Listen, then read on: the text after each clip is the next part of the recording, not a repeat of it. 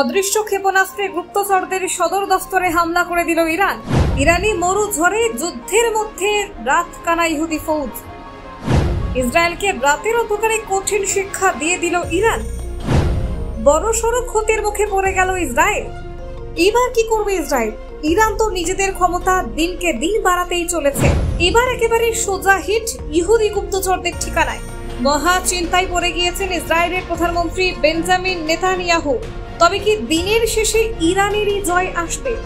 দেখুন, মধ্যপ্রাচ্য জুড়ে উত্তেজনার পারদ আরো এক ধাপ বাড়িয়ে দিল ইরান। আন্তর্জাতিক সংবাদ মাধ্যমের সূত্র অনুযায়ী সম্প্রতি ইরান তাদের সর্বাধুনিক প্রযুক্তির একটি অদৃশ্য বা রাডার এড়িয়ে যাওয়ার মতো ক্ষেপণাস্ত্র দিয়ে ইসরায়েলের গোয়েন্দা সংস্থা মোসাদের একটি গুরুত্বপূর্ণ দফতরে সরাসরি হামলা চালিয়েছে। হামলার পর থেকে ইসরায়েলের অভ্যন্তরে ও আন্তর্জাতিক মহলে এই ঘটনা নিয়ে শুরু হয়েছে তুমুল চর্চা। বিশেষজ্ঞদের মতে এটি শুধুমাত্র একটি হামলা নয়, বরং এক কৌশলগত ও মনস্তাত্ত্বিক শক্তি প্রদর্শন, যার লক্ষ্য ছিল ইসরায়েল ও তার মিত্রদের বার্তা দেওয়া।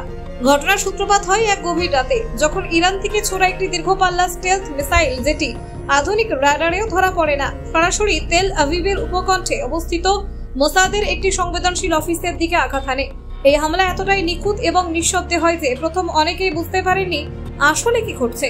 পরে ঘটনাস্থলের ছবিতে ধ্বংসস্তূপ, জ্বলা গাড়ি এবং কাঁচ ভাঙা অফিস দেখা যায়। স্থানীয় সূত্রের দাবি, এই হামলায় মোসাদের কিছু গুরুত্বপূর্ণ ডেটা সার্ভার ও প্রযুক্তিগত সরঞ্জাম ক্ষতিগ্রস্ত হয়েছে।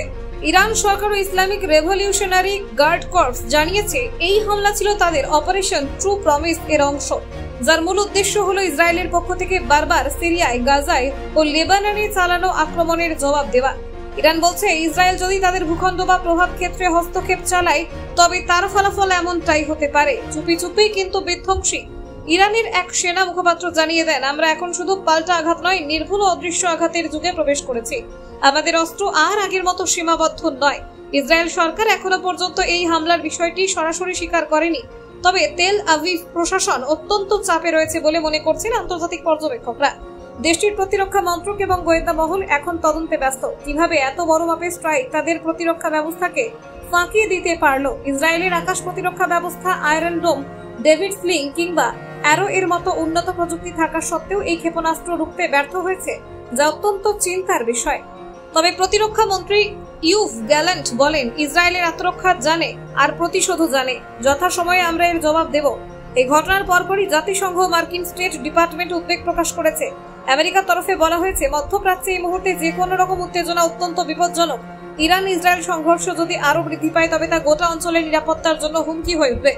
বিশ্লেষকদের মতে ইরানের এই হামলা প্রমাণ করে দিল যে তাদের প্রযুক্তি ও প্রতিরক্ষা সক্ষমতা এখনো এমন জায়গায় পৌঁছেছে যেখানে তারা প্রয়োজন মতো লক্ষ্যবস্তুকে শনাক্ত এবং ধ্বংস করতে সক্ষম।